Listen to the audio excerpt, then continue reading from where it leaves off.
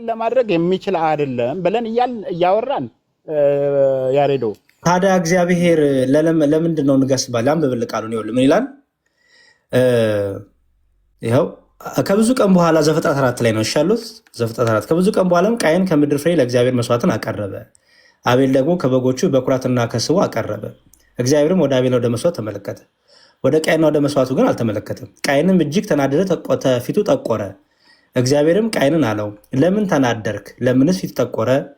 መልካም ብታደርግ ፊትህ የሚበራ አይደለምን? አስተውል። መልካም ብታደርግ ፊትህ የሚበራ አይደለምን?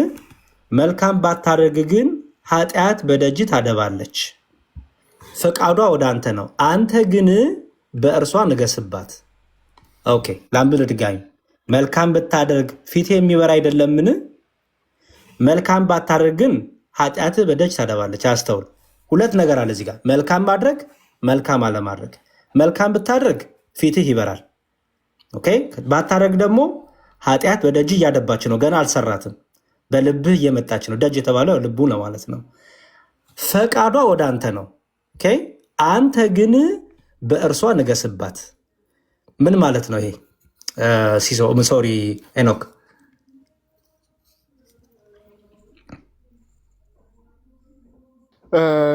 ከሶቨሬን ጋር አውሩ። በቃ እኔ ጨርሻለሁ ያሬዶ። እሺ ችግር የለውም። ሶቨሬን እሺ ከኔ ጋር እናውራ፣ ግን ተመጣጣኝ ታይም ይዘን ነው እንጂ ዝም ብለህ ብቻህን እያወራ አይደለም። ብቻዬን እስካሁን አላወራውም።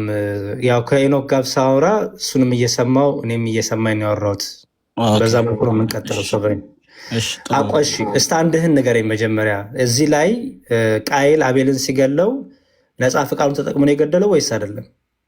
እኔ ቶታሊ መጽሐፍ ቅዱስ አንደርስታንዲንግ ትክክለኛ አይደለም፣ ተሳስተሃል ነው ምለው። የእግዚአብሔርን ዕቅድና ፈቃድ መጽሐፍ ቅዱስንም አልተረዳህም ነው ምለው። ለምን ይሄ ትእዛዝ እግዚአብሔር መጽሐፍ ቅዱስ ላይ ትእዛዞችን ኮማንዶችን ሰጥቷል። የሰው ልጅ ሊፈጽሙት ሊችሉት የማይችሉትን ኮማንድ ነው የሰጠው። ቢያለጸጋ እግዚአብሔር የሰው ልጆች ሊፈጽሙት የማይችሉት እውነት ነው፣ ትእዛዝ ሰጥቶታል እግዚአብሔር።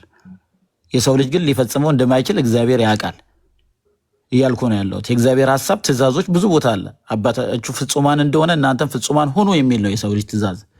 የእግዚአብሔር ሀሳብ ትእዛዝ የሰጠውም ሰው ልጅ እንደማይችል ይገለጥ ዘንድ ነው። ሮሜ ላይ ሄደን ማየት እንችላለን። ስጋ ለባሽ እግዚአብሔርን ሊያስደስት አይችልም ይላል። ስለዚህ ፋንዳሜንታል የሆነ የመጽሐፍ ቅዱስ አንደርስታንዲንግ ችግር ነው አንተ ላይ ማየው ማለት ነው። እሱ ላይ እንነጋገር። ጨረስክ? የስ ጥሩ። ጥያቄ ላስታውስ ድጋሚ። ዘፍጥረት 4 ላይ ነው ያለሁት። ዘፍጥረት 4 ከቁጥር 5 ጀምሮ ያለውን እያነበብኩኝ ነው እና ዘፍጥረት ላይ ፎከስ አድርገህ አውራኝ ፕሊዝ። ምን ይላል? እግዚአብሔርም ቃየንን አለው፣ ቁጥር 6 ላይ እግዚአብሔርም ቃየንን አለው፣ ለምን ተናደክ? ለምንስ ፊት ጠቆረ? መልካም ብታደርግ ፊት የሚበራ አይደለምን? መልካም ባታደርግ ግን በደጅ ኃጢአት ታደባለች። ፈቃዷም ወደ አንተ ነው፣ አንተ ግን በእርሷ ንገስባት። ቃየል አቤልን የገደለው በነፃ ፈቃዱ ነው ወይስ አይደለም? በዚህ ንባብ መሰረት አይደለም፣ በነፃ ፈቃዱ ነው። በነፃ ፈቃዱ አይደለም ስለ በነፃ ፈቃዱ ነው። ግን አቤል በነፃ ፈቃዱ ብቻ አይደለም፣ እንዴት እንደሆነ ዮሐንስ ነግሮናል በመልእክቱ። ዮሐንስ ከክፉ ስለነበር ቃየል ከክፉ ስለነበርም ነው። እውነት ነው፣ በስራው በፈቃዱ ነው የገደለው። ፈቃዱን ግን ድራይቭ ያደረገው ሶርስ አለ። አንደኛ ዮሐንስ ሄደን ማየት እንችላለን። ላንብበው ነው አንደኛ ዮሐንስ መልእክት እዚህ ጋር ዮሐንስ መልእክት ምዕራፍ 3 ቁጥር 12 ከክፉ እንደነበረ ወንድሙንም እንደገደለ እንደ ቃየል አይደለም ይላል። ከክፉ የሚለውን ያዘልኝ ምን ማለት ነው? አብራራ። ሶርሱ ከክፉ እንደነበር፣ ክፉ ማን ነው? ከዲያብሎስ እንደነበር። ስለዚህ ኦልሬዲ ኢቭል ኮንትሮል ያደረገው እንደነበር ይናገራል። ኖት አስ ቃየል who was of that wicked one ይላል። ሶቨሬን እኔ ያልገባኝ ነገር አሁን እንድታብራሪ የምፈልገው ወንድሜ፣ እዚህ ጋር ነፃ ፈቃድ አለው ወይስ የለውም? ምክንያቱም እዚህ ጋር በእርሷ ላይ ንገስባት ይላል አይደለ? ስለዚህ ወንድሙን አለመግደል ይችል ነበር ወይስ አይችልም? አይችልም። ወንድሙን መግደል ብቻ ነው ምርጫው? ከክፉ ስለነበር እግዚአብሔር ካረዳው በጣም ጥሩ። ጠይቀኛል። ጥያቄን በደንብ ጠይቅና በትክክል እግዚአብሔር ሁለት ነገር እዚህ ጋር ሲነግሮት ያለ፣ አንደኛ መልካም ብታደርግ ፊት የሚበራ አይደለምን? መልካም ባታደርግ ግን ይላል። ሁለት ነገር አስቀምጦለታል። መልካም ብታደርግ ፊት ይበራል፣ መልካም ባታደርግ ደግሞ ኃጢአት በደጅ ተደባለች። ገና ኃጢአትን አልሰራትም፣ ገና በውስጡ እየተመላለሰች ነው። ግን እግዚአብሔር መጣና መልካም ብታደርግ ፊትህ ይበራል አለው። ካላረክ ግን ኃጢአት በደጅ ታደባለች አለውና ፈቃዷም ወደ አንተ ነው፣ እየፈለካት ነው። ያችን ነገር ለማድረግ ዲዛይሩ እየመጣ ነው። አንተ ግን በእርሷ ላይ ንገስባት ይላል። በእርሷ ንገስባት ማለት አታርጋት ማለት ነው። አለማድረግ ትችላለህ፣ ፈቃዷን አለመፈጸም ትችላለህ ብሎ እግዚአብሔር እየሰጠው ነው። አንተ ደግሞ ምን አልከኝ? አይ መግደል ብቻ ነው አማራጩ እያልኬን ነው፣ ወይም መግደል ብቻ ነው ያለው ነፃ ፈቃድ ምንድን ነው ፈቃዱ እያልክ ነው። ሰው ይሄንን ፍታልኝ ፕሊዝ። እሺ ይሄ የእግዚአብሔር ትእዛዝ ነው። ይሄን እግዚአብሔርን ማስደሰት ጠብቆ እግዚአብሔርን ማስደሰት ነው አማራጩ፣ ወይ ለእግዚአብሔር መታዘዝ ነው ወይም ደግሞ ለእግዚአብሔር አለመታዘዝ ነው። መጽሐፍ ቅዱስ ግን እግዚአብሔር ትእዛዛትን ሰጥቶናል፣ ፐርፌክት እንድንሆን ህጉንም ሰጥቶናል እንድንጠብቅ። በዚህ ህግ ጠብቁ ትድናላችሁ ብሎ ለእስራኤል እግዚአብሔር ህግ ሰጥቷል። እግዚአብሔር ህግ ሲሰጥ ነው የቆየው፣ ሲናገር ነው የቆየው። የሰው ልጅ ግን እያልን ያለ ነው እግዚአብሔር ሰጥቷል፣ ተስኖታል ነው፣ አቅም ግን አልነበረውም ነው። የእግዚአብሔርን ማስደሰት ሰው አይችልም። ሮሜ 8:7 ላይ ለእግዚአብሔር ህግ አይገዛም መገዛትም ተስኖታል፣ በስጋ ያሉት እግዚአብሔርን ደስ ሊያሰኙት አይችሉም ይላል። አይችሉም፣ አቢሊቲ ነው፣ አቅም የለውም። እውነት ነው፣ እግዚአብሔር ተናግሯል፣ ሰጥቷል ትእዛዝ። መስጠቱ ግን አቢሊቲ ስላለው ነው የሚል ኮንክሉዥን ላይ አይደርሰንም። በታሪክ ውስጥ እግዚአብሔርን ደስ ያሰኙ ሰዎች የሉም በመጽሐፍ ሲሶ ቆይ መሀል አትግባ። ለምን መሰለህ ሲስ አሁን አይ ዶንት ቲንክ ሶቨሪን ወንድሜ ፕሊዝ ይኸውልህ፣ አሁን እዚህ ጋር የተሰጠው ህግ አይደለም የተሰጠው፣ ይሄ ትእዛዝም አይደለም። ይሄ የሚያሳየው ይኸውልህ ባታረግ ይሄን ታገኛለህ፣ ብታረግ ይሄን ታገኛለህ የሚል የተሰጠው ትእዛዝ ሳይሆን ይሄ እየነገረው ነው። ከእግዚአብሔር አዋቂ ስለሆነ ሁሉን የሚያውቅ ስለሆነ መጣና ወደ ቃየል በልብህ ይሄ አለ። ምክንያቱም በልብ ያለውን እግዚአብሔር ብቻ ነው የሚያውቅ። አሁን የምናወራው ስለ ሙሴ ህግ አይደለም የምናወራው፣ ስለተጻፈው ህግ አይደለም የምናወራው፣ ገና ስለ አቤልና ስለ ቃየል ነው የምናወራው። ስለዚህ እግዚአብሔር ወደ ቃየል መጥቶ በልብህ ያው ፊት ለምን ጠቆረ? መልካም ብታደርግ እኮ ፊት ይበራ አይደለምን አለው። መልካም ብታደርግ አስተውል፣ መልካም ብታደርግ ፊት ይበራ አይደለምን? መልካም ባታደርግ ደግሞ ይላል። አሁን እየጠየቅኩ ያለሁት የሆነ ህግ ትእዛዝ አይደለም። እዚህ ጋር የተነገረ ያለው ቃየል በልብህ ይሄ ነገር መጥቷል። መልካም ብታደርግ ፊትህ ይበራል፣ መልካም ባታደርግ ግን ኃጢአት በደጅ ታደባለች አለና ፈቃዷ ወደ አንተ ነው ካለ በኋላ አንተ ግን በእርሷ ንገስባት ይላል። አሁን የኔ ጥያቄ እዚህ ላይ ነው። ወደ ቃየል ክፋት መጥቷል። እግዚአብሔር መጣና ክፋት በልብ መጥቷል። ክፋት አለማድረግ ትችላለህ። ክፋት አለማድረግ እንደሚችል ደግሞ ሲነግረው ምን አለው? ንገስባት አለው። በእርሷ የተባለችው በዛች በመጣችው ክፉ ሀሳብ ነው። በእርሷ ላይ ንገስባት ማለት አለማድረግ ትችላለህ፣ እምቢ በል። ይሄን ክፉ ሀሳብ በልብ የመጣውን አለማድረግ ትችላለህ። ምክንያቱም ብሎታል፣ መልካም ብታደርግ ፊት ይበራል ብሎታል። ባታደርግ ደግሞ በደጅ ኃጢአት ቆማለች እያለው ነው። ፋይናሊ ምን አለው? ንገስባት ደግሞ አለው። አሁን የጠየቁ ጥያቄውንም ፎከስ አድርገህ እዚህ ጋር መልስልኝ ሶቨሪን ወንድሜ። እግዚአብሔር ማን ነው ቃየል አቤልን ሲገለው በነፃ ፈቃዱ በምርጫው ነው የገደለው ወይስ አይደለም ነው ጥያቄ። እሺ ጥሩ ጠይቀኛል። እግዚአብሔር ትእዛዝ ሰጥቷል፣ ምንም ጥርጥር የለውም። እግዚአብሔር ምን እያደረገ ነው? ፍቃዱን፣ ጽድቁን፣ እግዚአብሔር የሚያስደስተውን እየገለጠ ነው። ሰዎች ደግሞ እውነት ነው ሰዎች ጽድቅ ቢያደርጉ እግዚአብሔርን ያስደስታሉ። እግዚአብሔርን ካስደሰቱ ደግሞ እርካታንና ደስታን ያገኛሉ። ፋንዳመንታል የሆነው ትክክለኛው ነው። እግዚአብሔር ያም በግልጽ የተናገረ ነው። ሪስፖንሲቢሊቲው ነው፣ ጠብቅ ብሎታል። አዎ። ስለዚህ እግዚአብሔር ምን እያደረገ ነው? እያስጠነቀ ነው ለቃየል ሪስፖንሲብል እንዲሆን እያደረገ ነው። የኃጢአትን ሲሪየስነት እየገለጠለት ነው። ይሄን አድርግ፣ ይሄን ካረክ እንዲህ ትሆናለህ፣ ይሄን ምናምን ብሎ ቁጭ አድርጎ እየነገረው ነው። ነገር ግን እኛ እያልን ያለ ነው ወይም መጽሐፍ ቅዱስ ሙሉ ሀሳቡ የሰው ልጅ አቢሊቲ የለውም፣ አቅም የለውም፣ ወደ እግዚአብሔር ሊመጣ አይችልም። ልጁን አሳልፎ የሰጠበት ክርስቶስ ኢየሱስን መስቀል ላይ የገደለበት ምክንያት የሰው ልጅ ኢናቢሊቲ ነው፣ እግዚአብሔርን ማስደሰት አለመቻል ነው። እግዚአብሔር በዚህ አይደለም ሙሉውን ሕግ ሲሰጥ ነው የቆየው። የሰው ልጅ ግን በራሱ እግዚአብሔር ሊያስደስት አልቻለም። እያልክ ያለው አንተ የክርስቶስን የመስቀሉን ስራ የሚክድ ነው። የመስቀሉ ስራ የተሰራልን ክርስቶስ ከሰማይ ሰማያት የመጣው የሰው ልጅ አቅም ስለሌለን ነው። እግዚአብሔርን ልናስደስት ስላልቻልን ነው። ልክ ነው። እግዚአብሔር ተናግሯል። እግዚአብሔር ጽድቅ ነው፣ ራሱን ዲክሌር አድርጓል። ጻድቅ ነኝ። ሌላ ቦታ ላይ አዲስ ኪዳን ላይ ያሳያል። አምላካችሁ እግዚአብሔር ፍጹም ነውና ፍጹም ሆኖ ነው፣ ከሰው ይጠበቃል። ልክ ነው። አልቻልንም። እግዚአብሔር ልናስደስት አልቻልንም። ተቅበዘበዝን፣ ጠፋን። ኢየሱስ ከሰማይ ሰማያት መጣ። በክርስቶስ ያመኑት ናቸው እግዚአብሔር ሊያስደስቱ የቻሉበት ምክንያት ነው ያልን ያለ ነው። ይሄንማ ቃየልማ ወንድሙን ቢያስደስት በችግሮች ባይፈጠሩ ሰዎች እግዚአብሔር እያስደሰቱ ቢኖሩማ ኢየሱስም አይመጣም ነበር። እኛም እንደጠፋን አንቀርም ነበር። የኃጢአት ክፋት ሲሪየስነት በአዳም ምክንያት የገባብን የኃጢአት ሲሪየስነት አለመረዳት ነው እያልኩ ነው ያለሁት። አዎ አቤል አልቻለም፣ ቃየል አልቻለም። አዎ አልቻለም። ቆይ ቃየል አልቻለም። ይሄን ሲነግረን ግን ዮሐንስ በአዲስ ኪዳን ሲነግረን ቃየል ከክፉ ነበር ይላል። ከክፉ። ስለዚህ ቃየል በራሱ ነው እንደዚህ ያደረገው፣ የራሱ አቅም ነው እንዳንል ነገረን። ቃየል ከክፉ እንደነበር አለ። ሶርሱን ነገረን። በእርሷ ንገስባት ማለት ነው። ኦፍኮርስ ምንም እኮ ነገርኩህ እኮ አልቻለም አልኩ። የእግዚአብሔር ፈቃድ ነበር ኃጢአትን አለማድረግ። በእርሷ ንገስባት እግዚአብሔር መታዘዝ።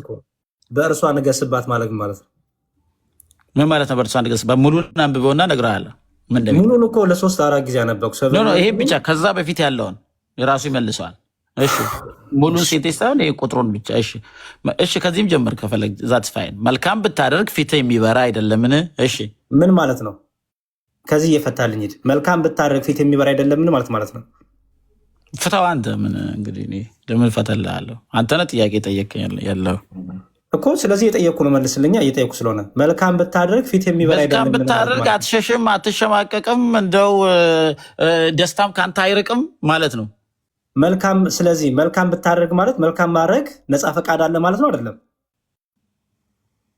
እንዴ? መልካም አይደለም። ይሄ ኢንስትራክሽን ነው፣ ነገርኩ እኮ የእግዚአብሔር ትእዛዝ ነው። ትእዛዝማ አድርግ ነው። ትእዛዝ ሶቨሪን አድርግ ነው። ትእዛዝ የሚባለው አድርግ ነው። ይሄ ምንድን ነው? መልካም ብታደርግ። ምክንያቱም ይኸው ለምን ተናደግ፣ ለምን ፊት ተቆራለው እና መልካም ብታደርግ ፊት የሚበራ አይደለምን አለው። እሺ ሳይሆን መልስልኝ፣ ምን ማለት ነው? ምን ግልጽ እኮ ነው። በቃ መልካም አሁን በጥያቄ ያደረገው ምንድን ነው? እንግሊዝኛውንም እናንብብ። በቃ መልካም እንዲያደርግ መልካም ቢያደርግ ፊቱ እንደሚበራ ወር እንደሚደሰት ከእግዚአብሔር እንደማይሻሽ እግዚአብሔር ሊያሳዝን እንደማይችል እንደዛ እንፈተዋለን። ስለዚህ መልካም ማድረግ ይችላል ማለት ነው። ይችላል ብለን ኮንክሉድ ማድረግ አንችልም። እግዚአብሔር ሲናገር ይሄን አድርግ፣ እግዚአብሔር የራሱን ስታንዳርድ ነው እያለ ያለው። አዎ ቢያደርግ እንደዛ ይሆናል። አሁን ለምሳሌ ሰዎች በአንድ ሰው እግዚአብሔር አሁን በክርስቶስ ያልሆነ ሰው ኤግዛምፕል ልንገር። በኤግዛምፕል ግልጽ ከሆነ በክርስቶስን ያላገኘ ሰው ኃጢአትን ባያደርግ እግዚአብሔርን ደስ ማሰኘት ቢችል ከዝሙት ከምናምን ቢሸሽ ቆይ ደስ ሊለው ይችላል። ግን ሰው ሳይፈልግ ነው ኃጢአት ውስጥ የሚዘፈዘፈው። ገና አቤልና ቃየል ጋር ነው ያለሁት። ምክንያቱም ቶታል ዲፕራቪቲ ተጀመረ የምትሉት ከአዳም ጀምሮ ስለሆነ ወደኋላ እጄ ነው። አቤል እና ቃየል ጋር ነው ያለሁት። ፕሊዝ እዚህ ፎከስ አድርጋ አውራኝ። እዚህ ጋር ቃየል መልካም ብታደርግ ፊትህ የሚበራ አይደለምን ሲለው እግዚአብሔር ነፃ ፈቃድ ምርጫ እንደነበረው መልካም ማድረግ እንደሚችል እየነገረው ነው ወይስ አይደለም? ነገርኩ እኮ እሱም በግልጽ እኮ። ምን ብለህ ነገርከኝ? ምን አልሰማኝም? እግዚአብሔር ተናገረው። የተናገረ ያለው እግዚአብሔር የሚፈልገውን እግዚአብሔር ትክክለኛ የራሱን ፍቃድ የራሱን ጽድቅ የኃጢአትን ደግሞ ሲሪየስነት አስከፊነት እግዚአብሔር የተናገረ ነው። በቃ ሲሶ ከሌላ ሰው ጋር ቀጥሉ። ኖ ለምን አትነግረኝም አንተ? እስቲ መዝሙርዬ ጥያቄ ልጠይቅህ። መዝሙርዬ እግዚአብሔር ይሄን ትእዛዝ የሰጠው እግዚአብሔር አያውቅም እንዴ እንደሚገለው? በቃ ቀጥሉ። እሺ ንገረኝ እስቲ። ቆዮ ብዬ አያውቅም እግዚአብሔር አትግደል ሲለው እንደሚገለው አያውቅም እኮ። ትቀጥላላችሁ። እኔ አንድ ጥያቄ ጠይቄ መሄድ ስላለብኝ ቆዮ ብዬ ትሄዳለህ። መሀል ላይ አትግባ አንተ። ቆዮ ብዬ እኔ እኮ መሀል ላይ አልገባሁም። እኔ ጨርሻለሁ። ሰብር ለዛ ነው። ለምን አትነግረኝም ታዲያ?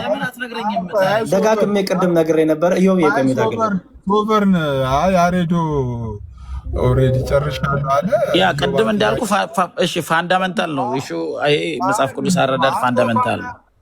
ፋንዳሜንታል ነው ትላለህ። አረ ፋንዳሜንታል ቀርቶ ሜንታሉን ተውና አሁን ዮባ የሚጠይቀውን ጥያቄ ተቀበል እስቲ። ያ እግዚአብሔር እንዲህ ስላለ ትችላለህ የሚል ኮንክሉዥን ነው። ይሄ በቃ ኢሎጂካል ነው፣ መጽሐፍ ቅዱሳዊም አይደለም። እሺ ኢዮብ ቀጥልልኝ። እሺ ሶቨርን አንድ ጥያቄ ልጠይቅህ። ኦኬ ጠይቀኝ። እሺ ማለት ይሄ በኃጢአት የወደቀው ቶታሊ ዲፕራይቭ ያደረገው ሰውዬ ከኃጢአት ውጪ ምንም መልካም ነገር ማድረግ አይችልም። እግዚአብሔር ካረዳው አይችልም። ለምን መልካም ነገር ማለት ነው ሰው ሊበላ ይችላል። ለምሳሌ ምግብ ሊበላ ይችላል፣ መልካም ነገር ነው። የእግዚአብሔርን ትእዛዝ ቆይ ሲሶ መልካም ነገር ስትለኝ መልካም ነገር ማለት ቆይ የእግዚአብሔርን ማስደሰት ቆይ ስማኛ ሲሶ የስማኛ መልካም ነገር ስትል እግዚአብሔርን ትእዛዝ መጠበቅ ማለት ነው። እግዚአብሔርን ማስደሰት ስትል እግዚአብሔር ያለውን ታዞ መቻል ማለት ነው። መልካም ያላደረጉ ሰዎች እግዚአብሔር ስላረዳቸው ነው ማለት ነው። መልካም አለማድረግ ማለት ምን ማለት ነው? መልካም እግዚአብሔርን ትእዛዝ የእግዚአብሔርን ትእዛዝ እሺ ቶታሊ ዲፕራይቭ ያደረጉ ሰዎች መልካም ነገር ሲያደርጉ እግዚአብሔር ረድቷቸው፣ መልካም ነገር ሳያደርጉ ሲቀር ደግሞ እግዚአብሔር ስላረዳቸው ነው አንተ የምትለው። ከሰማይ ሰማያት እግዚአብሔርን ክርስቶስ ኢየሱስን ያመጣ የሲሪየስ የኃጢአት አስከፊነት ነው። ይሄ የኃጢአትን አስከፊነት አለመረዳት ነው። ኃጢአት እስከዚያ ድረስ ነው የጎዳው የሰው ልጅ አይደለ እኮ። እግዚአብሔር ካረዳው በስተቀር ምንም መልካም ነገር አያደርግም ማለት ነው። ኤግዛክትሊ ምንም መልካም ማለት ግን ለአንተ መልካም ያልከውን ሳይሆን የእግዚአብሔርን ትእዛዝ መጠበቅ፣ እግዚአብሔርን ማስደሰት ማለት ነው መልካም ነገር። ለአንድ ሰው ራይድ መስጠት ሊሆን ይችላል። ለአንተ መልካም ነገር ራይድ ሊሰጥ ይችላል አንድ ሰው ገብቷል። ግን የእግዚአብሔርን ትእዛዝ የእግዚአብሔርን ፍቃድ ማድረግ እግዚአብሔርን ማስደሰት ግን አይችልም። እግዚአብሔርን ለማስደሰት የእግዚአብሔር ጸጋ ያስፈልገናል። ክርስቶስ ኢየሱስ ከሰማይ ሰማይ መጣ። ኢየሱስን ተቀበሉት ብለን የምንጮው ለዛ ነው። ወደ ሲኦል እየገባችሁ ነው እያልን የምንጮው ለዛ ነው። እግዚአብሔርን ማስደሰት አትችሉም እያልን ነው የተናገርን ያለው። ስለዚህ እግዚአብሔር እርዳታውን ነፍጎት ነው አቤልን መልካም ነገር በደጅ ታደባለች ንገስ ያለው ነግሮት እርዳታውን ነፍጎት ነው እንደዛ ያለው ለአቤል። ከይቅርታ ከሶቨርን ለአቤል ሳይሆን ለቃየል በል። አቤልማ እግዚአብሔር ረድቶት አቤልማ ያደረገውን እግዚአብሔር ደስ አለው። ለቃየል እየነዳው ስለሆነ ነው ሐሳቢ እንትን ያለው ለቃየል እግዚአብሔር እርዳታውን ነፍጎት ነው። መልካም ነገር አታድርግ ንገስባት፣ ኃጢአት በደጅ ታደባለች ንገስባት ያለው እርዳታውን ነፍጎት ነው ንገስባት ያለው ለቃየል። ሲሶዬ ቃየል አቤል እንደሚገለው አያውቅም ነበር እንዴ እግዚአብሔር? ስለ እግዚአብሔር እውቀት አይደለም። በሽ ያውቃል አያውቅም? ይሄን ነገር የመጀመሪያ ያውቃል አያውቅም? አይደለም ስለ እግዚአብሔር እውቀት አይደለም እኮ ያውቃል አያውቅም ነው ጥያቄ ጠየቅኩ። እንደሚገለው ያውቃል አያውቅም? ወንድሜ ስለ አበበ ስናወራ ከበደ ጋር አትሂድ። አሁን ስለ እግዚአብሔር ነው እያወቀ ነው አትግደለው ብሎ ማለት እንዴት አደርጋለሁ ብሎ ትእዛዝ የሚሰጠው እያወቀ ነው እግዚአብሔር። አሁን የጠየቅኩን አንተ ደፍረህ መቼም ደፍረህ እርዳታውን ነስቶት ነው እንደዛ ያለው በላ አንተ ኦልሬዲ ሰው ምንም እግዚአብሔር ካረደ ለምን ሲሳይ አትመልስልኝም? ለምንድን ነው አትመልስልኝ? አየህ እግዚአብሔር አያውቅም ወይ ስለ እንኳን ልትመልስ አልቻልክም። እግዚአብሔር እውቀት እግዚአብሔር ያውቃል። እግዚአብሔር ሁሉን ያውቃል። አየህ ነገር ግን በሙሉ ግን ፈቅዷል ማለት አይደለም። እሱ ችግር የለውም ላይሆን ይችላል። ግን እግዚአብሔር ያውቃል ብለህ መናገር እንኳን ፈራ። እግዚአብሔር አዋቂ ነው። ነገር በሙሉ ፈቅዷል ማለት አይደለም እኮ ያውቃል። እንደዛ አላልኩም። ችግር የለውም እንደዛ አላልኩም እኮ። ግን እግዚአብሔር ያውቃል ነው ጥያቄ። ያውቃል አይደል ስለሆነ ከዋርጋ ቀጥሎሽ ነው እግዚአብሔር ያውቃል። እያወቀ ነው ትእዛዝ የሰጠው ማለት ነው። ጥያቄ ላቅርብ ለሶቭሪ። እሺ ዮብዬ አንተራቱ ሶቨሬን ዮሐድ እኔ ከአንተ ጋር ላወራ ይቅርታ አድርግልኝ። ኢዮብ ቀጥል። ካላወረድ ትወርዳለህ። ካላወራ ትወርዳለህ ከታች። ኢዮብ የተናገረ ነበረ። ሲሶዬ ቀድሞ ኢዮብ ነው የተናገረ ነበረ። ትወርዳለህ በቃ ምንም እኔ አንድ እንትን አለ በቃ አንድ ወርዳለሁ ችግር የለውም። ግን ተራጠብከሽ ይዋል ኢዮብ የተናገረ ነበረ። ቆይ አንድ ጊዜ ዮሐዴ ባለፈው አንተ ቤትም አላወራም ካንተ ጋር እያለ ስለነበረ ሄኖክ አንዴ ሄኒ ለምንድን ነው ማለት አንዴ ቆይ እያልኩ ነው እየጠየኩት። እሺ ዮሐድ ከኢዮብ ይቀድማል። ከኢዮብ ጋር ላውራ አንዴ ዘፍጥረት 4:7 ስለምንድን ነው የሚያወራው እያልኩ በቃ ኢዮብ ሌላ ቀን እናወራለን። እኔ ዝም ብዬ አላወራም። ስለዚህ ከዮሐድ ጋር አምና ኮምፎርታብል ሰው ኢዮብ ሌላ ቀን እናወራለን። ውረድ በልቻ ቻው ዝም ብለህ እየገባ እኔ ምንም የመጽሐፍ ቅዱስ እውቀት ሳይኖራችሁ ባይዘው ሰውን ችግሩ የሚመስለኝ መጽሐፍ ቅዱስን አለማወቅ ነው እያለ ያሬዶን ሲዘልፈው ነበረ። ኦኬ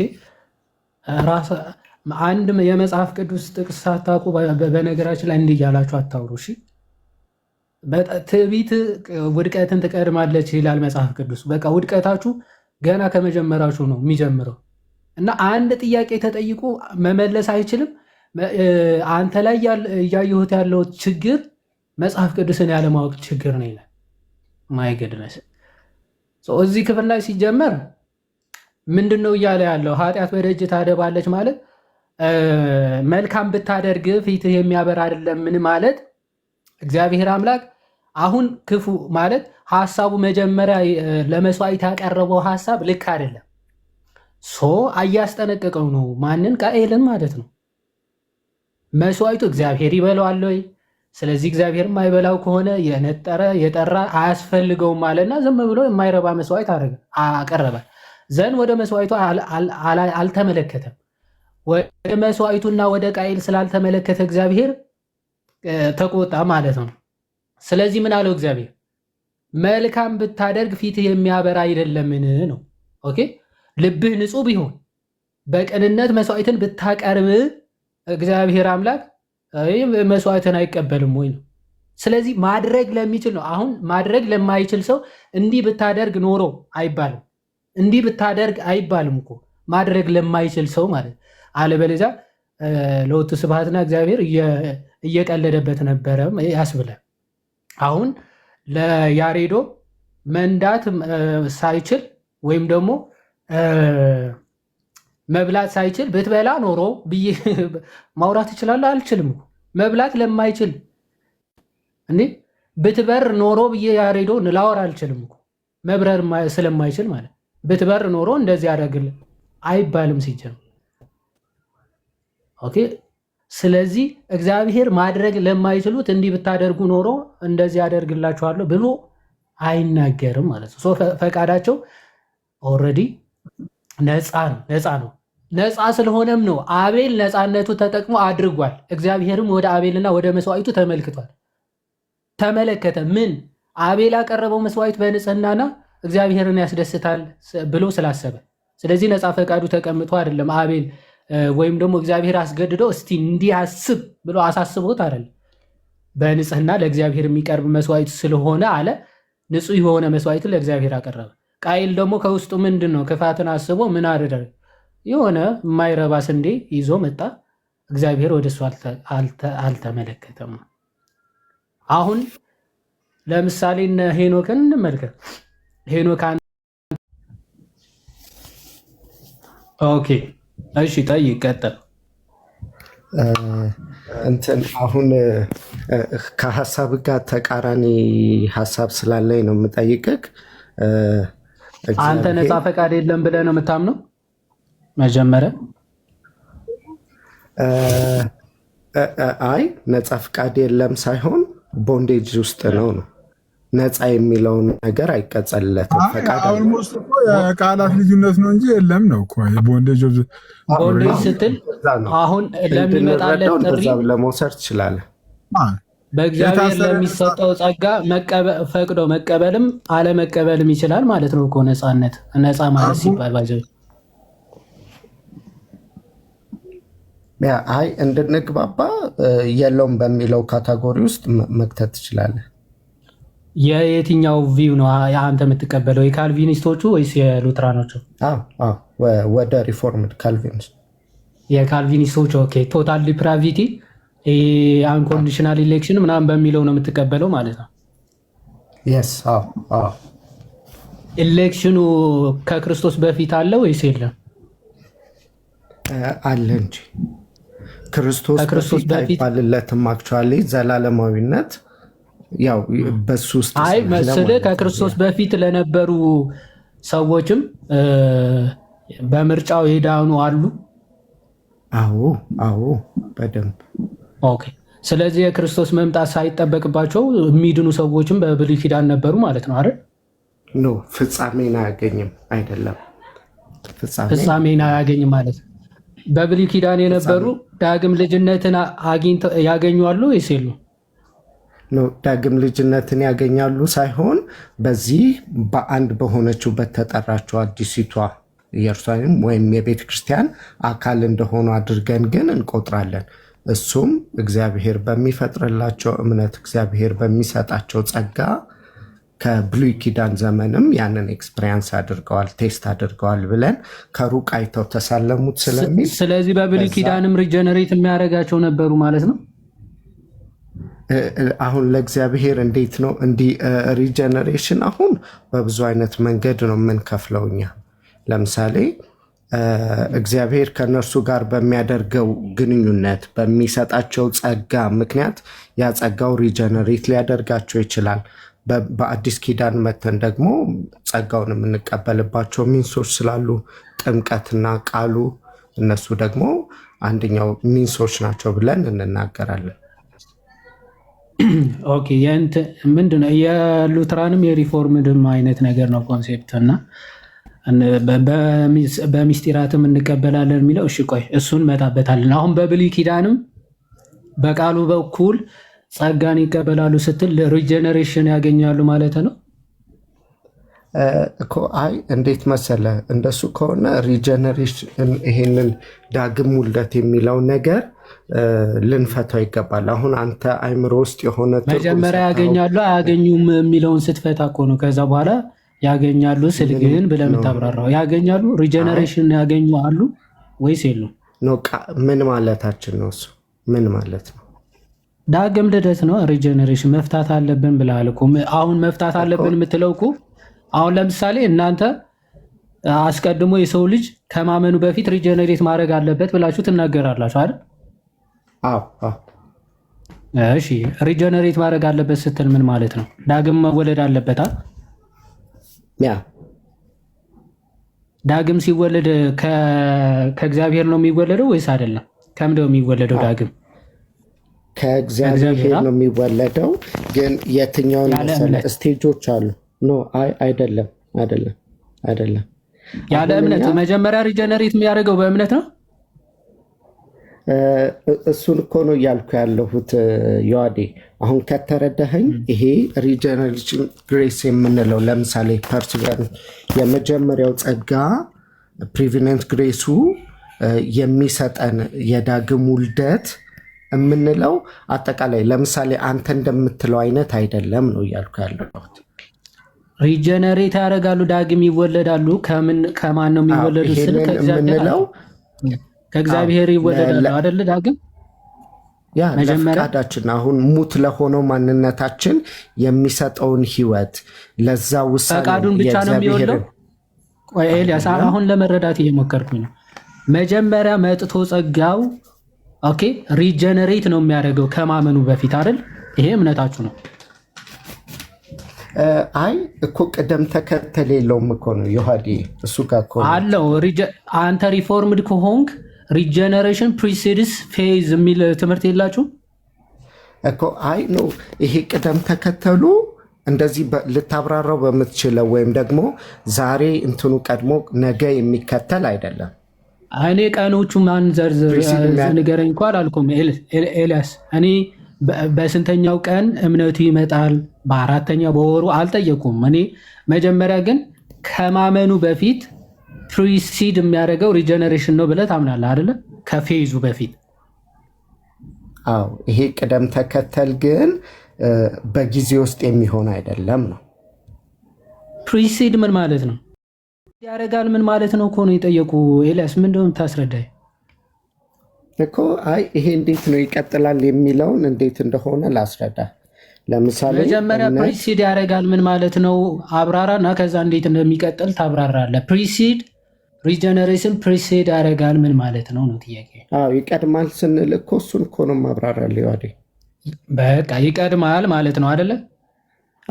እኮ እሱን ነው ማስረዳ። ይሄ ግን በጊዜ ውስጥ ያለ እንዴት እንደሚቀድም ታስረዳኛለህ። ከምንድን ነው የሚቀድመው? መጀመሪያ ከምን ይቀድማል? ከእምነት ይቀድማል። ከእምነት ይቀድማል። እሺ አሁን ሪጀነሬሽኑ እንዴት ከእምነት እንደሚቀድም እስኪ ያስረዳ። ቀጥል። እሺ እሺ። ስለዚህ አሁን ይሄ ያለው መቀዳደም ግን በጊዜ ውስጥ አይደለም ብያለሁ፣ ወይም ደግሞ ጊዜያዊ የሆነ አይደለም። እግዚአብሔር ሙት ለሆነው ማንነታችን ህይወትን ከሰጠ በኋላ ያ ህይወት እምነት የተፈጠረለት ኢንፊውዝ የተደረገለት ማንነት ስለሚሆን በዛ ጸጋ እግዚአብሔርን ማመን እንችላለን ነው።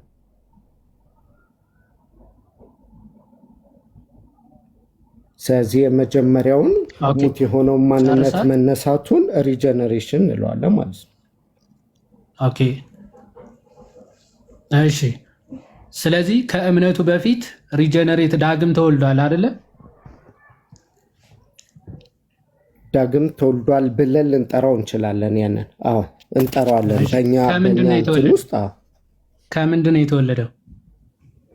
አሁን ከምንድን ነው የሚለውን ሳይሆን ማለት ነው ሙት ለሆነው ማንነቱ እግዚአብሔር ህይወትን ሰጠው። እንዴ አንድ አካል ለመወለድ የሚወለድበት እኮ ያስፈልገዋል አይደለ? ከምንድነው የሚወለደው ነው? ከምን አዲስ ህይወትን ያገኛል ነው ዮሐዴ እኮ። አዲስ ህይወት አገኘ ማለት የእግዚአብሔር ልጅ ሆነ ማለት ነው አይደል? አዎ አዎ። ኦኬ። ስለዚህ ያለ እምነት የእግዚአብሔር ልጅ ይሆናል አስቀድሞ ማለት ነው አይደል? ለምን አብሮ? ምክንያቱም አስቀድሞ ሪጀነሬት ሲያደርግ ፕሪሲድ ያደርጋል እኮ ተባባነ። ሪጀነሬሽን አስቀድሞ ፕሪሲድ ያደርጋል ብለኛል። ከማን ነው ፕሪሲድም ያደረገው? ከእምነቱ። ስለዚህ አስቀድሞ ሪጀነሬት ካደረገ በኋላ እዛው ራሱ እምነትም ኢንፊውዝ ያለታል ነው። አሁን መጀመሪያ ሪጀነሬት አድርጎ የራሱ ልጅ አድርጎ ያለምንም እምነት አስቀድሞ የእግዚአብሔር ልጅ ይሆናል ያለ እምነት አይደል? ዮሐዴ አሁን የበለጠ ላብራራልህ በሄድኩ ቁጥር እያወሳሰብኩ ስለሆነ በዚህ ላይ ሞር ከኔ የተሻሉ እውቀት ያላቸውን ጠይቃቸው። ጀስተን እዚህ ጋር ምክንያቱም ላስረዳ በሞከርኩ ቁጥር እያወሳሰብኩብህ እንዳይሆን ማለት ነው። በጣም ግልጽ እኮ ነው። ሪጀነሬሽኑ ይቀድማል። ጸጋው መጥቶ ሪጀነሬት ያደርገዋል፣ ይወልደዋል ዳግም ማለት ያንን ዳግም የተወለደው አካል የእግዚአብሔር ልጅ ነዋል ሳያምን በፊት ማለት ነው። ፕሪሲድ የሚለውን ስለሆነ እያወራል ከፌዙ በፊት ማለት ነው። ከፌዙ በፊት አስቀድሞ ሪጀነሬት ይደረጋል። ሶ ሪጀነሬት ያደረገ ደግሞ የእግዚአብሔር ልጅ ነው። ዊዝአውት ፌዝ ማለት ነው፣ ያለ ፌዝ። ስለዚህ ያለ ፌዝ ሪጀነሬት ያደረገ ያለ ፌዝ የእግዚአብሔር ልጅ ሆነ ማለት ነው አስቀድሞ። ኢዝናት ሎጂካሊ ሲምፕል በጣም አይ ዮሐዴ አሁን እኔ እያልኩ ያለሁት አንተ ስትደግመው እንደዛ እንዳልሆነ እኔ እየተሰማኝ ነው። ስለዚህ እኔ እያልኩ ያለሁትን እያልክልኝ አይደለም። በእኔ እንደዛ እንዳልሆነ ማለት በፊት ሪጀነሬት አድርጓል አላረገም ነው ወይስ እኮ? አይ አይደለም። ለዛ እኮ ነው ሪጀነሬት ዮሐዴ በቃ ፍታው ይሄን ካለ ለዛ ነው። ምክንያቱም የበለጠ ላውስ ለሚሰማን አይደል ብስትለኝ ጀስት አይ ነው ከታችም ያሉ ሰዎች ተሳስቼ መስሏችሁ ከሆነ የተሻለ ትምህርቱን የሚያስረዱ ስላሉ ከነሱ እንትን በሉ። እሺ ቀጥል። እሺ ጥያቄ ጠይቅ። ያ እሺ አይ ዮሐዴ እኔ ምኑ ጋር መሰለክ ጀስት የቃይል ጋር በተነሳው የቃይልን እሱ ላይ ጥያቄ ስለነበረብኝ ነው። አሁን ከምን ጋር አያይዘኸው ነበረ? ከእግዚአብሔር ጋር ያለውን ግንኙነት የፊቱ መጥቆር የእግዚአብሔርም ወደሱ ያለመመልከቱን ጉዳይ ወደ መስዋዕቱ አገናኝተው ነበር። እሱን ደግሞ ቃል በቃል የሚገልጽም ክፍሉም ላይ የለም። እንዴት እንደዛ ልትል ቻልክ? እሺ እኔ ቃል ክፍሉን ነው ቀጥታ ያነበብኩት። ባይዘው ምንም የጨመርኩት ራሱ የለም። ዘፍጥረት ምዕራፍ 4 ከቁጥር 1 ጀምሮ እናንበበው። እሺ አዳምም ሚስቱን ሔዋንን አወቀ፣ ጸነሰችም፣ ቃየልንም ወለደች። እርሷም ወንድ ልጅ ከእግዚአብሔር አገኘው አለች። ደግሞም ወንድሙን አቤልን ወለደች። አቤልም በግ ጠባቂ ነበረ፣ ቃየልም ምድርን የሚያርስ ነበረ። አሁን የሥራ ድርሻቸው ሁለቱም የተዋወቀ ነው። አቤል በግ ጠባቂ ነበር፣ ቃየል ደግሞ ምድርን የሚያርስ ነበር፣ ገበሬ ነበር ማለት ነው። ከብዙ ቀንም በኋላም ቃየል ከምድር ፍሬ ለእግዚአብሔር መስዋዕትን አቀረበ አለ። እሺ ምን አደረገ? ለእግዚአብሔር መስዋዕትን አቀረበ። ማ? ቃየል ከዛ ከሚያርሰው እርሻ ማለት ነው። ዘን 4 ቁጥር አቤል ደግሞ ከበጎቹ በኩራትና ከስቡ አቀረበ ይላል። እግዚአብሔርም ወደ አቤልና ወደ መስዋዕቱ ተመለከተ፣ ወደ ቃኤልና ወደ መስዋዕቱ ግን አልተመለከተም። ቃኤልም እጅግ ተናደደ፣ ፊቱም ተቆረ ይላል። ኦኬ፣ የፊቱ መጥቆርና መናደድ ለምንድን ነው? ኤግዛክትሊ ስለ መስዋዕቱ አለመቀበል፣ ወደ መስዋዕቱ አለመመልከቱ እግዚአብሔር ነው ማለት ነው። ኦኬ፣ ወደ መስዋዕቱ አለመመልከቱ ነው የቃኤልን ፊት እንዲጠቁር ያደረገው ማለት ነው። ስለዚህ እግዚአብሔርም ምን አለው ቃየንን? እግዚአብሔርም ቃየንን አለው ለምን ተናደድክ? ለምንስ ፊትህ ጠቆረ አለ። እግዚአብሔር ለምን ተናደድክ? ለምንስ ፊትህ ጠቆረ አለ። አዎ ለምን ትናደዳለህ? የመስዋዕትህ ውጤት ነው ያገኘኸው ነው። ወደ አንተ ያልተመለከትኩት የመስዋዕቱ ውጤት ነው። መስዋዕቱ ያቀረበው መስዋዕት ንጹህ ስላልሆነ አቤል ደግሞ የተመረጠውን የሰባውን ለእግዚአብሔር አቀረበ። ስለዚህ ወደ አቤልና ወደ መስዋዕቱ ባይዘው ወደ አቤል አስቀድሞ ወደ አቤል ተመልክቶ ነው ወደ መስዋዕቱ የሚለው። አስቀድሞ የተመለከተው አቤልን ነው። ለምንድነው አቤልን የተመለከተው? ኦኬ፣ መስዋዕቱ ከአቤል የተነሳ ነው ተቀባይነትም ወይም ደግሞ ተቀባይነት ላይኖረውም የሚያደርገው በአቤል ነው ዲፔንድ የሚሆን። ለዛ ነው ወደ አቤልና ወደ መስዋዕቱና ወደ አቤል ሳይሆን ወደ አቤልና ወደ መስዋዕቱ። አየ፣ አስቀድሞ አቤል በንጽህና በንጹህ ልብ ነው መስዋዕቱን ያቀረበው። ስለዚህ አቤልን ተመለከተ፣ አቤል ያቀረበውን መስዋዕትም ተቀበለ። ወደ ቃኤልና ወደ መስዋዕቱ ግን አልተመለከተም ነው የሚለው። ቃኤል ግን በልቡ አስቦ ያቀረበው ተቀባይነት ያለው አይደለም። እግዚአብሔር ዞሮ ዞሮ አይበላውም የሚል ኮሜንታሪዎቻችን እንደዛ ብለው ስለሚያብራሩት ከዛ ዕብራውያንም ሄደን እናነበዋለን። ስለዚህ ለምን ይጠቁራል ይልና ቁጥር 7 መልካም ብታደርግ ኖሮ ነው። በቃ መልካም አድርገ ቢሆን ፊትህ የሚያበራ አይደለም ወይ ነው። በቃ መስዋዕቱ በንጽህና ማቅረብ ይችላል። ኦፍኮርስ ይችላል፣ ስለሚችል ነው። ብታደርግ ፊትህ የሚያበራ አይደለም ወይ? መስዋዕትህን የምቀበለው አይደለም ወይ? እግዚአብሔር እኮ የሰው ፊት አይቶ የሚያደላ አምላክ አይደለም። አቤል ነው ቆንጆ ስለሆነ፣ ቃኤል መልከ ጥፉ ስለሆነ ወይም ደግሞ አቤልን ስለመረጠ ቃኤልን ስለጠላ አይደለም። በቃ የአቤል መልካም ምግባሩ ነፃ ፈቃዱ ተጠቅሞ ያቀረበውን ንጹህ መስዋዕት አለ። ቃኤል ደግሞ ነፃ ፈቃዱ ተጠቅሞ ያቀረበው ንጹህ ያልሆነ መስዋዕት አለ። ስለዚህ መልካም አድርገህ ቢሆን ኖሮ እኮ እንዴ ፊትህ የሚያበራ አይደለም ወይ? መስዋዕትህን የምቀበለው አይደለም ወደ መስዋዕትህ የምመለከት አይደለሁም ወይ ማለት ነው። ኦኬ፣ ምክንያቱ ወደ አቤል የተመለከተው ኦፍኮርስ የመልካም ስላደረገ ነው። ስለዚህ መልካም ብታደርግ ፊትህ የሚያበራ አይደለም ወይ ነው እንጂ ነው። ሪቶሪካል ኮሽን ነው። አረ ነው መልሱ። መልካም ባታደርግስ ኦፍኮርስ ኃጢአት በደጅ ታደባለች፣ ፈቃዷም ወደ አንተ ነው፣ አንተ ግን በእርሷ ንገስባት አለ። አሁንም በኃጢአት የመንገስ አቅም አለው ባይዞ። አሁንም ኃጢአት እንዳትነግስብህ፣ ኃጢአት እንዳትበረታብህ በደጅህ እያደባች ነው አለው እግዚአብሔር። ምክንያቱ ለእግዚአብሔር ያለው እይታ ለመስዋዕት ያለው እይታ ትክክል ስላልሆነ ኃጢአት በዙሪያ ታደባለች። ለእግዚአብሔር በንጽህና ማታቀርብ ከሆነ ማን ነው እየቀረበህ የሚመጣው? ኃጢአትና ዲያብሎስ እየቀረበ እየተጠጋ ይመጣል። የእሱ ባሪያ ትሆናለህ። የእሱ ፈቃድ እየፈጸምክ ትሄዳለህ። እሱን ነው የተፈጸመው ቃየል ላይ። እግዚአብሔር አስጠነቀቀው፣ በዛ ክፋቱ ጸና። ስለዚህ ወንድሙን እስከ መግደልም ቀጠለ ማለት ነው።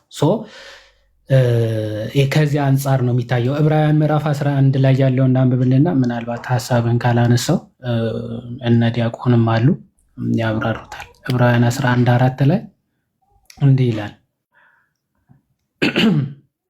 ይኸው አቤል ከቃየል ይልቅ አለ። አቤል ከቃየል ይልቅ የሚበልጥን መስዋዕት ለእግዚአብሔር በእምነት አቀረበ። አዎ ከቃየል የሚበልጥ መስዋዕት ነው ያቀረበው። ለምንድነው ከቃየል የሚበልጥ መስዋዕት የሆነው? ኦፍኮርስ አቤል በንጽህና በእምነት ስለሆነ ያቀረበው መስዋዕቱ። ቃየልስ ኦፍኮርስ እምነት የጎደለው እና በትዕቢትም የተሞላ ስለሆነ። ስለዚህ አቤል ፈቅዶ ወዶ ነፃ ፈቃዱ ተጠቅሞ በእምነት ለማን አቀረበ መስዋዕቱ? ለእግዚአብሔር። ከዛ ያ በእምነት ያቀረበው መስዋዕቱ ደግሞ ከማን? ከቃየል ደግሞ የሚበልጥ መስዋዕት ተባለ። አይ እግዚአብሔር ስለወሰነበት፣ እግዚአብሔር አቤልን አስቀድሞ ስለመረጠው? በጭራሽ አይደለም፣ ጭራሽ አይደለም። በእምነት ግን የሚበልጥ ከቃየል የሚበልጥ መስዋዕትን አቅርቧል። በዚህም አለ እግዚአብሔር ስለ ስጦታው ሲመሰክር እርሱ ጻድቅ እንደሆነ ተመሰከረለት ይላል። ስለ አቤል ተመሰከረ። ይኸው ስለ እግዚአብሔር ነው የመሰከረለት። ይኸው መርጬው እኮ ነው ወስኜበት እኮ ነው አይደለም ያለው። የአቤልን እምነት ሲመሰክር እግዚአብሔር ራሱ ምን እርሱ ጻድቅ እንደሆነ ተመሰከረለታል። ሞቶም ሳለ በመስዋዕቱ እስካሁን ይናገራል። የአቤል ደም እስካሁን ድረስ ይናገራል፣ ይጮሃል አይደል? የአቤል ደም ይጮሃል ተብሎ ተጽፏል አይደል?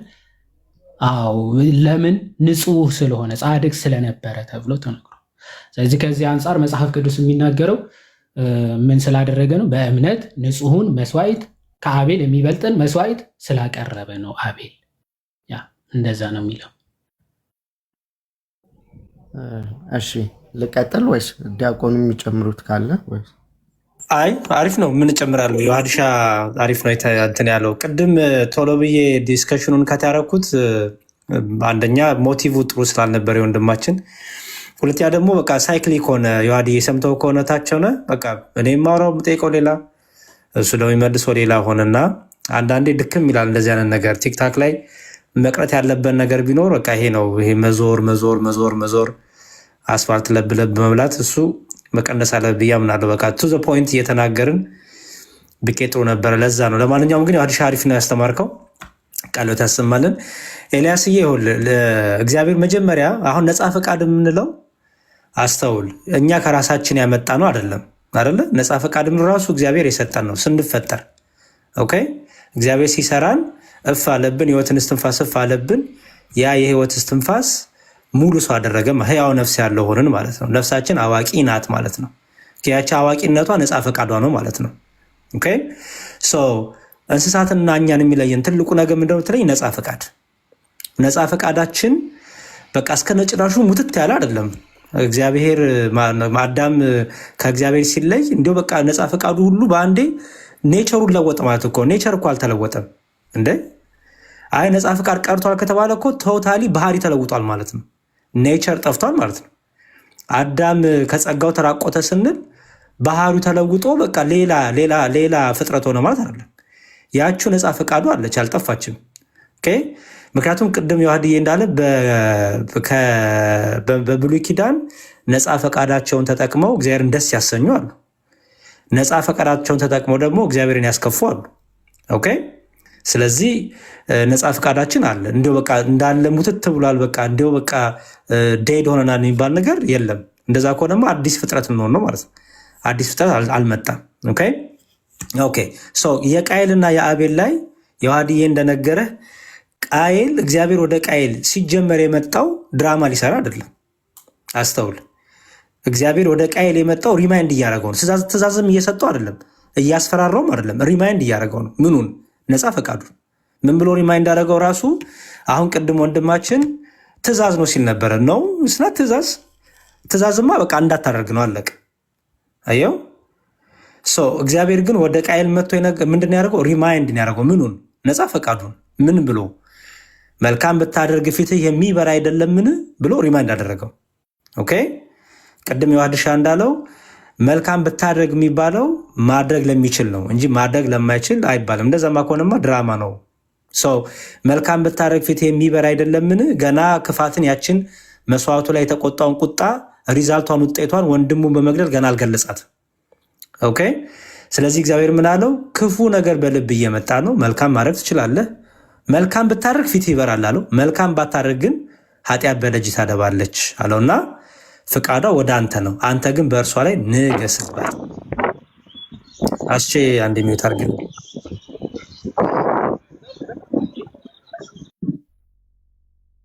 እሺ አስተውል። እና አንተ ግን በእርሷ ላይ ንገስባት። አንተ ላይ በእርሷ ላይ ንገስባት ማለት ነው አለማድረግ ትችላለህ። ነፃ ፈቃድ አለ። ነፃ ፈቃድን ተጠቅመህ አታርጋት። ካረካት ግን እያለ እየነገር ነው ማለት ነው። ስለዚህ ይሄ እዚህ ጋር ትእዛዝ ሳይሆን ሪማይንድ እያደረገው ነው፣ ነፃ ፈቃዱን እየነገረው ነው። እንዲሁም እዛ ቁጥር 9 ላይ ዝቅ ሲምላል እግዚአብሔርም ቃይንን አለው ወንድምህ አቤል ወዴት ነው? እርሱም አለ አላውቅም፣ የወንድሜ ጠባቂ እኔ ነኝ አለ። መቼም እግዚአብሔር እኮ ያውቃል። ወዴት ነው ሲል መቼም ከእግዚአብሔር ጠፍቶ አይደለም። ከዛ ቁጥር 10 ላይ አለውም እግዚአብሔር ምን አለው? ምን አደረክ? የወንድም የደሙ ድምፅ ከምድር ወደ እኔ ይጮሃል። አሁንም የወንድምን ደም ከእጅህ ለመቀበል አፏ በከፈተች በምድር ላይ አንተ የተረገምክ ነህ አለው ይላል። አየው፣ ሪማይንድ ባያደረገው ኖሮ መጀመሪያውኑ ኖሮ ኃጢአት በደጅ ታደባለች እንዳታረጋት ትችላለህ ሲለው ባያረግ ኖሮ አየው ነፃ ፈቃዱን መጠቀም ይችል ነበር። ነፃ ፈቃዱን ተጠቅሞ ምን አደረገ? በደልን ሰራ፣ ወንድሙን ገደለ ማለት ነው። ስለዚህ ተቀጣ ማለት ነው። እና ይሄን ሁሉ ሪማይንድ የምናደርግበት የምናይበት ነው ማለት ነው እንጂ ይሄ ቶታል ዲፕራይቬቲ የሚለው የፕሮቴስታንት ትምህርት በተለይ የሉተሪያኑ በቃ የሆነ ነፃ ፈቃድ የሚባል ቶታሊ ጠፍቷል። በቃ እንደዛ ከሆነ ደግሞ እንዳልኩ አዲስ ፍጥረት አልመጣም። ሰው ያው ሰው ነው። ኦኬ ሰው በዛ መልኩ ተረዳው ለማለት ነው። ታንኪዩ ስላረዘምኩ ይቅርታ። የዋድሻ ቃሎት ያሰማልን።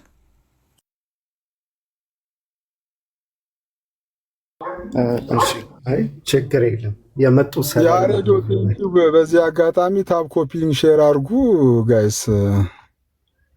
ወይኔ ወርጄ ታብ ኮፒ ሊንክ ላድርግ። እሺ ሊያስቀጥል አክሊሻ እንኳን ደህና መጣ።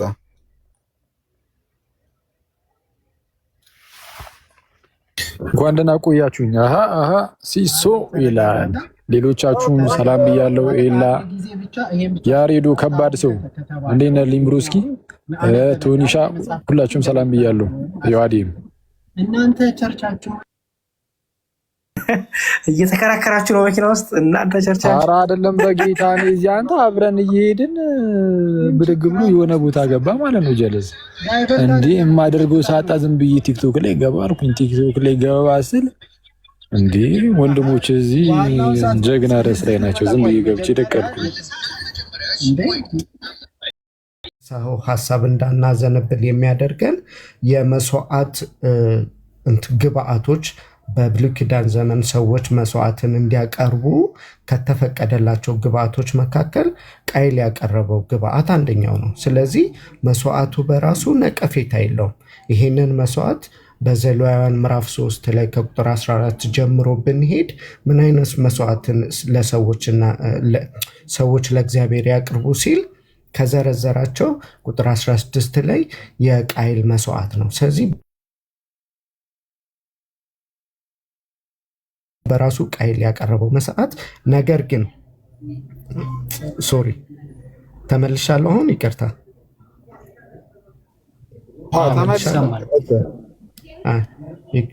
ይቅርታ ስልክ ገብቶ ነበር በማል። ስለዚህ ምን ይላል ቁጥር 5 ላይ ዘፍጥረት ላይ ምንድን ነው የሚለው? እግዚአብሔር ወደ ቃየልም ወደ መስዋዕቱም አልተመለከተም ነው የሚለው። ቅድምም አቤል ላይ ቀድሞ እግዚአብሔር አቤልን አይቷል ይለን ነበረ፣ አንስተዋል። ዋዴም ወደ ቃየል አልተመለከተም። ከዛ ደግሞ እግዚአብሔር ምንም ለሱ ያደረገው ነገር የለም የተተወ ነው ብለን ነው የምናስበው። ስለዚህ ቀጥሎም ደግሞ ፈቃዱን ብቻ የሚገልጽ ነው ካለን አቤል ቃየል ይህንን ጥፋቱን ካደረገ በኋላ ደግሞ እግዚአብሔር ድጋሚ አግኝቶት ነበረ። ሲያገኘው መጸጸት እንኳንን አላሳየም። እንደው ፈቃዱ የሆነ ያለፈውን ጥፋት እንኳን ብናይ፣ ምክንያቱም ጸጸት እንኳን በውስጡ የለም። አሁንም በእግዚአብሔር ፊት ደንዳና ነበር። ወንድምህ የት አለ ሲለው እንዴ እኔ እሱ ጠባቂ ነኝ እንዴ ብሎ ለእግዚአብሔር እስኪመልስ ድረስ ልቡ በጣም በክፋት ነው። ይሄ ደግሞ መጽሐፋችን እንደሚነግረን በመዝሙረ ዳዊትም ከክፋቱ የተነሳ ከአባቱ ክፋት ወይ ከዲያብሎስ ክፋት ስለሆነ ዘሩም የክፋት ስለሆነ በውስጡ ያለው በዛ ምክንያት ነው ብለን እንረዳለን። እዚህ ላይ ተቃርኖ ስላለኝ ይህ ልጠይቅ ነበር የገባሁት። ካረዘምኩ ዋዴ ይቅርታ። አይ ችግር የለውም። ትንሽ ሀሳብ እንትን ልበልና እና ምናምን ይጨምሩበታል። አሁን አንተ እያልክ እንደነበረው እንዲሆን ማለት አንድ መጽሐፍ ቅዱሳዊ ሀሳብ አልጠቀስክም ብዬ አስባለሁ። ምክንያቱም አንተ ከተናገርካቸው ንግግሮች ጭራሽ የተተወ ነበረ ብለሃል። ጭራሽ የለም። እግዚአብሔርም ቢተወው ኖሮማ ጭራሽ ባላናገረውም ነበር። እንደናንተ ትምህርት ቢሆን እግዚአብሔር ወደሱ ከመጣ ባይነሰሲቲ የግድ ያምናል የሚል ትምህርት ነበር የነበራችሁ። ወደ ቃይል ግን መጥቷል እግዚአብሔር። ኦፍኮርስ አዎ ደጋግሞ መጥቷል፣ አስጠንቅቆታል ራሱ እግዚአብሔር፣ ግን አልተመለሰም። በእናንተ ትምህርት በቃ የመረጣቸውን ይመጣል፣ ያድናቸዋል፣ ይወላቸዋል አይነት ነገር ከሆነ ማለት ነው። ወደ አቤል መጥቶ ወለደው ምናምን የሚል ሀሳብ ራሱ ማለት በብሉይ ኪዳን እንደው እግዚአብሔር በጸጋ ያግዛቸው መልካም ለሚሰሩ አይረዳቸው የሚል ሀሳብ አልተናገርኩም እኔ። እንደ የእግዚአብሔር ካረዳ ካላገዘህማ ምንም እኮ መልካም ነገርም ታደርጋለህ የሚል ትምህርት እኮ የለንም። ያንን እኮ በብሉይ ኪዳን ራሱ ጸጋ እግዚአብሔር ያግዛል፣ ይረዳል። ትክክል ነው። እንደ ሐዲስ ኪዳን በምልአት እንኳን ባይሆን ማለት ነው። ሶ ክፍሉ የሚናገረው ግን ምንድነው? ቃኤልን እንደው ትቶታል። የተተወ ነው የተጣለ ነው ሳይሆን የሚለው ቃኤልን ደጋግሞ እግዚአብሔር ወደ ቃኤል ደጋግሞ ሲቀርብ ቃኤል ደግሞ አጥብቆ ሲሸሽ እንመለከታለን። አቤል ደግሞ ለእግዚአብሔር ካለው ቀና ልብ የተነሳ በእምነትም ለእግዚአብሔር ካለው እምነትም የተነሳ ማለት ነው እግዚአብሔር አቤልንም መስዋዕቱንም ሲቀበለው ሲቀድሰው ሲያጸድቀው ትመለከታለህ ማለት ነው። አጽዳቂው ቀዳሹ እግዚአብሔር ነው። ፎርስ ፎርዛት ማለት ነው። ስለዚህ ከአቤል ምንም ነገር ሳይታይ አይደለም፣ ከቃየልም ምንም ነገር ሳይታይ አይደለም እግዚአብሔር የተው መስዋዕቱን አልቀበልም ያለው። እንደው በቃ ቃየል ምንም ሳያደርግ መስዋዕት ሳያቀርብ ምናምን እንዲሁ ትቶት አይደለም። ኦኬ፣ እንደዛ የሚል ሐሳብ ጭራሽ መጽሐፍ ቅዱስ ላይ ስለሌለ አቤልንም እንደው ምንም እምነቱም ሳይታይ ነፃ ፈቃዱ ሳይታይ ምንም እንዲያው ዝም ብሎ በቃ አቤልን መርጫለሁ ቃየልን እንደዛ አይነት ሐሳብ አይደለም። ምክንያቱም ዘፍጥረት ላይ ምን ብያለሁ? ሁለቱም የሚሰሩበት ወይም የሚያገለግሉበት አገልግሎት አለ። ያ የእርሻ ቃየል የእርሻ ምድር ማረስ፣ አቤል ደግሞ ጠቦቶችም ግልገሎችን ማሳደግ ወይም ደግሞ ጠባቂ እረኛ ነበረ። ስለዚህ እሱ ለእግዚአብሔር የሚቀርብ ስለሆነ አለ የሰባውን መርጦ ለእግዚአብሔር መስዋዕት አቀረበ ይላል። የሰባው የሚለው ለእግዚአብሔር አለው ይላል። ይኸው ወደ ቃየል መጣ። ጥሎታል እግዚአብሔር አልጠራም። ይኸው ወደ ቃየል መጣ እግዚአብሔር እንዲህ አለው፣ ለምን ተናደድክ? ለምንስ ፊትህ ጠቆረ አለው። መልካም ብታደርግ ፊትህ የሚያበራ አይደለምን አለው። በቃ ማድረግ ለማይችል የተጣለ ከሆነ እንዲህ ብታደርግ እኮ ፊትህ ያበራል አይለውም። ኦኬ አይባልም። ሲጀመር እንደዚህ ማድረግ ለማይችል አሁን ለመላእክት ኃጢአት ብትሰሩ ትወድቃላችሁ። መላእክትን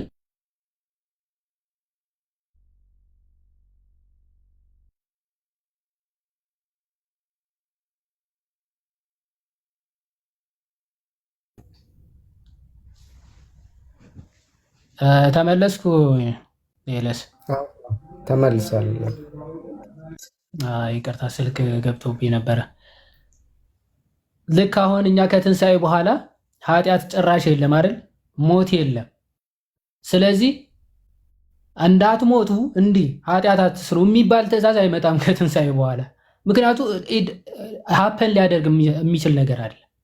ሀፐን ሊያደርግ አይችልም። ኦኬ ለማያጨስ ሰው ሲጋራ አታጭስ ተብሎ ህግ ራሱ አይሰጥም፣ ትእዛዝ ራሱ አይሰጥም። ስለዚህ መልካም ብታደርግ ማለት ማድረግም አለማድረግም ነፃ ፈቃድ አለው ማለት ነው። ኦኬ ማድረግም አለማድረግም ምን አለው ማለት ነው? ነፃ ፈቃድ አለው። ከሌለው እንደው ብታደርግ እኮ ብሎ እግዚአብሔር አይናገርም ነበር። ብታደርግ ኖሮ ብሎ እግዚአብሔር አይናገርም ነበር። ስለዚህ መልካም ብታደርግ ፊት የሚያበራ አይደለም ወይ? መልካም ባታደርግ ደግሞ አየህ፣ ሁለቱም ማድረግ እና አለማድረግ ስለሚችል ብታደርግ ይሄን ፊት ያበራል፣ ባታደርግ ደግሞስ ምን ኃጢአት በደጅ ታደባለች፣ ፈቃዷም ወደ አንተ ነው፣ አንተ ግን በእርሷ ንገስባት ይላል። ደግሞ በኃጢአት ራሱ መንገስም ጭምር እንደሚችል ኃጢአትን ማሸነፍ እንደሚችል ማለት ይሄ መልካም እያደረገ ከእግዚአብሔር ጋር እየተጣበቀ በሄደ ቁጥር ሰው እንደዚህ ማድረግ እንደሚችል የሚያሳይ ክፍል ነው ማለት ነው። ባያደርግስ? ይኸው ባታደርግ ብሎታል፣ አላደረገም። በዛ መንገድ ሄደ። አቤል ደግሞ ያደረጋለ። ለዛ ነው ቅድም ዕብራውያን ምን አለ? በእምነት ከማን ስለበለጠ? ከቃየል ስለበለጠ መስዋዕቱ። ስለዚህ ከዛ አንጻር መጽሐፍ ቅዱስ ይናገራል። እግዚአብሔርም ሞትንና ሕይወትን በፊትህ አኑሬአለሁ ወደ ወደድከው ምረጥ ይላል አይደል? ዘዳግም ምዕራፍ 30 ከቁጥር ዘዳግም 30 ወደ ሶሪ እሷን ልናገርና ምናልባት ሐሳብ ካለ ትቀጥላለህ። 30 ከቁጥር 9 እሺ፣ ከቁጥር 9 ጀምሮ ማለት ነው። ከቁጥር 9 ጀምሮ እንዲህ ይላል ዘዳግም 39 የአምላክን የእግዚአብሔር ቃል ብትሰማ ይላል፣ ለሰዎች ሁሉ ማለት ነው። በዚህም ሕግ መጽሐፍ የተጻፉትን ትእዛዛቱንና ስርዓቱን ብትጠብቅ፣ መጠበቅ ለማይችል ብትጠብቁ ጠብቁ ወይ አልጠብቁ የሚባለው መጠበቅም አለመጠበቅም ለሚችል ነው። ለምሳሌ ሰው እንዲህ ብታደርጉ ብትገድሉ እንዲህ ይፈረድባቸዋል ይባላል አይደል? ሰው መግደል ከፈለገ መግደል ይችላል። ለዛ ነው። ስለዚህ ምን አለ? የአምላክ የእግዚአብሔር ሕግ ቃሉን ብትሰማ፣ በዚህ ሕግ መጽሐፍ የተጻፉትን ትእዛዙ ስርዓቱን ብትጠብቅ፣ በፍጹም ልብህ በፍጹምም ነፍስህ ወደ አምላክ ወደ እግዚአብሔር ብትመለስ፣ እግዚአብሔር ምን ይላል? በአባቶችህ ደስ እንዳለው። ይኸው በአባቶቹ ምን ብለዋል? ምን ብሎታል? አስቀድሞ ማለት ይሄ እንኮ ያላደረገ በጭራሽ የለም እኮ እንዴት ሊደረግ ይችላል እንዳይሉ፣ ይኸው በአባቶቻቸው አስቀድሞ ይሄን ስላደረጉ ደስ ብሎታል። ስለዚህ በእነሱ ደስ እንዳለው ይሄን አድርገው በእናንተ ደግሞ ምን ይለዋል? ደስ ይለዋል። በእናንተ ደግሞ ደስ ይለዋል። እግዚአብሔር በእጅህ ስራ ሁሉ በሆድህም ፍሬ፣ በከብትህም ፍሬ፣ በእርሻህም ፍሬ እጅግ ይባርካል። አየህ። ከዛ ይህንን ነፃ ፈቃድህ ተጠቅሞ ደግሞ ጸጋ እግዚአብሔር ምን ይላል? ያግዛል። የእግዚአብሔር እገዛው ጸጋው የሚለየህ አይደለም። በእርግጥ ያግዛሃል ካለ በኋላ እኔ ዛሬ የማዝህ ይህችን ትእዛዝ ከባድ አይደለችም፣ ከአንተም የራቀች አይደለችም፣ ሰምተን እናደርጋት ዘንድ ስለ እኛ ወደ ሰማይ ወጥቶ እርሷን የሚያመጣልን ማን ነው እንዳትል በሰማይ አይደለችም። እንደው ሕጉ በጣም ሩቅ ነው፣ ልንፈጽመው አንችልም፣ ወደኛ ካልቀረበ በስተቀር እንዳትሉ በሰማይ አይደለም ትእዛዙ አለ። ሰምተን እናደርጋት ዘንድ ስለ እኛ ባህሩን ተሻግሮ እርሷን የሚያመጣልን ማነውም እንዳትል ከባህር ማዶም አይደለችም። ትእዛዙ የሆነ በጣም ሩቅ ማለት ሰዎች መፈጸም እስከማይችሉት ድረስ የራቀ ትእዛዝ ሆኖ ያንን ሄዶ ማን ያመጣልናል እንዳትሉ፣ ሰማይ ላይ ነው ያለው፣ ካዛ ማን ያመጣልናል ሕጉም እንዳትሉ እዛም አይደለም አለና፣ ነገር ግን ታደርገው ዘንድ ቃሉ በአፍህና በልብህ ውስጥ ለአንተ እጅግ ቅርብ ነው ይላል። ስለዚህ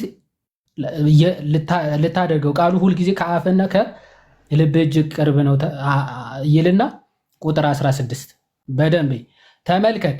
ዛሬ በፊትህ ሕይወትንና መልካምነትን ሞትንና ክፋትን አኑሬአለሁ፣ በሕይወትም እንድትኖር እንድትበዛ አምላክ እግዚአብሔር ልትወርሳት በምትገባባት ምድር እንዲባርክህ አምላክን እግዚአብሔር ትወደድ ዘንድ በመንገዱም ትሄድ ዘንድ ትእዛዙንና ስርዓቱን ፍርዱንም ትጠብቅ ዘንድ ዛሬ እኔ አዝሃለሁ ይላል።